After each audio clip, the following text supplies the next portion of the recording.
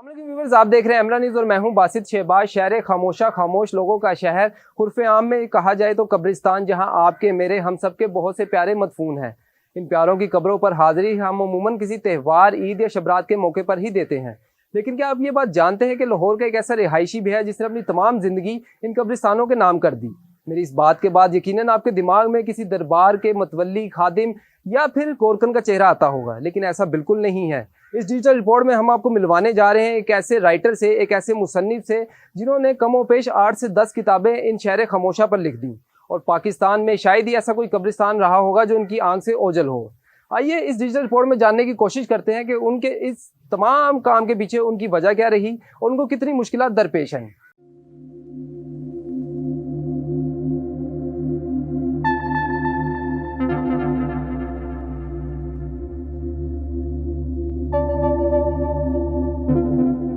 नाम मेरा जो वालिदैन ने रखा था वो था मोहम्मद रियाज। तो जिस दौर में ये फ़ोन नहीं हुआ करते थे, एक दूसरे दोस्त ख़त लिखा करते थे। मेरे फैसलाबाद में एक दोस्त थे, उनका नाम था शाहिद महमूद। तो उन्होंने एक दफ़ा ना ख़त लिखा, उसमें मोहम्मद रियाज की जाए ना, ऊपर लिखा मोहम्मद रियाज शाहिद को मिले। तो मुझे वो नाम बड़ा अच्छा लगा, वो मेरे नाम का हिस्सा बन गया। और जब मैं लिखने की तरफ आया, पता लगा कि इस फील्ड में इसी नाम के एक प्रोफेसर हैं, शादरा के रहने वाले पंजाबी के। अब मेरे लिए मसला बन गया। ये आज से 35 साल पहले की बात है कि यार वो भी तहरीरें लिखेंगे, मैं भी लिखता हूँ, किसी को क्या पता है किसकी तहरीर है। तो मैं दोस्तों में बैठा था, तो उनसे मेरी बात हुई, तो मैंने उनसे कहा कि मैंने कहा यार ये मसला बना हुआ मेरा। तो कहने मैंने कहा मेरे नाम भी ना बिगड़े, कोई ऐसा नाम रखे। तो उन्होंने कहा कोई बात नहीं। मेरे दो दोस्त बैठे थे, ज़हीर था और राना अरशद था, अशरफ था। तो कहने कि इस तरह करें, मोहम्मद का एम कर लें, आर का रियाज का आर कर लें, और शाहिद को वैसे रहने दें बतौर तखल्लुस।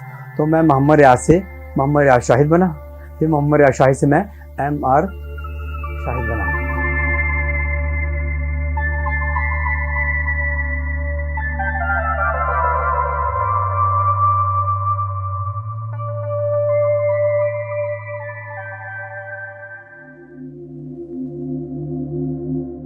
मेरी ख्वाहिश थी कि वो काम किया जाए जो पहले या के मुड़ तो हुए नहीं, शुरू से हुए नहीं, या फिर कम हुआ है। तो मैंने फिर सोचा कि मैं क्यों ना गरीबियार पे काम किया जाए। तो मैंने जो सबसे पहले आज से 25 साल पहले मैंने काम शुरू किया था ना, मेरी जेब में से एक कागज़ था और एक पेंसिल थी।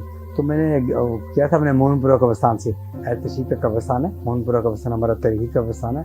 वहाँ पर मुल्क की बड़ी नवंबर शख्सियात मदफून है। पर लाहौर के 100 में और भी कई हो गए जो कुछ पे कब्रिस्तान हवाई होते हैं, लेकिन जो मैंने काम किया वो लाहौर के 105 कब्रिस्तानों पर मेरी पहली किताब पे 9 साल लगे थे।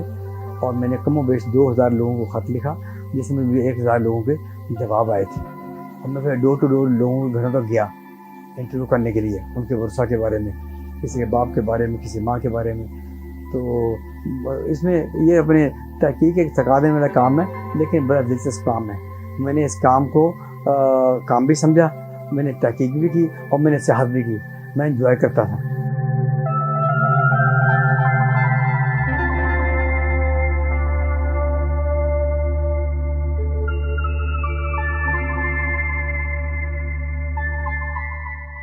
मुझे इस फील्ड में आए हुए 40 साल हो गए लिखते हुए। तो नवंबर लोगों जब कभी कब्रिस्तान में जाने का इत्तेफाक होता ना, मैनी साहब या मोहनपुरा कब्रिस्तान, तो किसी नवंबर आदमी की कब्र की कतवे ध्यान पड़ता था ना, वो कतवा जो टूट फूट का शिकार हो रहा था या मदम हो रहा था या मिट रहा था, तो मुझे तब ख्याल आया कि क्यों ना इन लोगों को, इन कतबों को कैमरे की आंख से और इनकी हिस्ट्रियों को कलम के नोक से अपने महफूज किया जाए, ताकि आने वाली नस्लों के लिए पता चले कि ये लोग कब आए, कब चलेगा, इनकी हमारी अपने शोबों में क्या इनकी खिदमत थी। मैं थकावट महसूस नहीं करता था। मेरे टारगेट होता था कि मैंने एक लिस्ट बनाई है मैनी साहब की कि ये कब्र, इतनी कब्रें मैंने तलाश करनी है आज। मैं लिस्ट लेकर निकलता था, जब तक वो कब्रें पूरी नहीं हो जाती थी मुझे सुकून नहीं मिलता था। तो कई दफ़ा दोपहर हो गई, शाम हो जाती थी, जब देखता था अब अंधेरा हो गया, कब्रें देखनी बंद हो गई, फिर मैं घर वापस लौट के आता था। और मेरी वालदा मुझे बड़ा इस चीज़ का एतराज़ किया करती थी, मेरी वालदा, कि ना जाया करो वहाँ पे, सवाल का टाइम होता है, चीज़ें ऐसी होती हैं, बलाएँ होती हैं, बड़ा उन्होंने मुझे डराया करती थी। ज़ाहिर है कि सादा लोग थे वो, लेकिन मैं एक काम से सुन के दूसरे से निकाल देते। मैंने कहा नहीं, मैंने जो काम शुरू किया ना, इसे मैंने करके दिखाना है।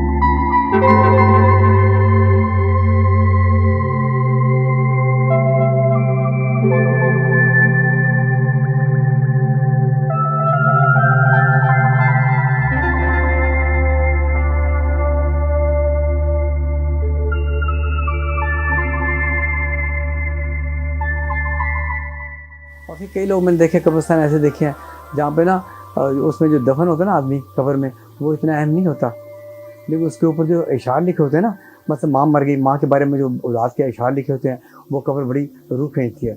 और इसलिए मैं गोरा कब्रिस्तान में जब जाता हूँ जी रोड पे, तो उस कब्र पे एक बड़ा फिक्रा लिखा हुआ है जो अक्सर पेश मैं बताता हूँ अपने इंटरव्यू में। उस पर लिखे, पापा मैं अकेला रह गया हूँ। वो एक फिक्रा इंसान की रूह को खींच लेता है। मेरी 8 किताबें तो वही हैं मशाहिर पे, और 2 किताबें मेरी, एक है सफ़रनामा हाज मेरा सजदों की सरजमीन सफ़रनामा हाज, और एक है लाहौर के अहले कलम का तस्करा हयात लोगों पे। अब वो अलग बात है, वो जब मैं काम कर रहा हयात लोगों पे काम करते करते उस दौरान भी वो जो मुझे हिस्ट्री जिन्होंने हयात में भेजी थी वो भी कई लोग इंतकाल कर गए, तो मुझे यहाँ से निकाल के दूसरी किताब में शामिल करने पड़े।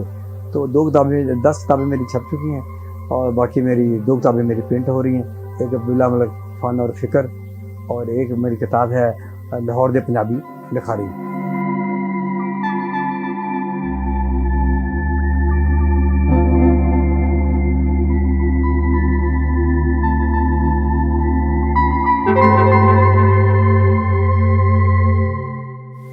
बाज़ारा छाप है, और 4 किताबें मेरी जो मुकम्मल कर रहा हूँ मैं, दिसंबर तक मुकम्मल हो जाएंगी।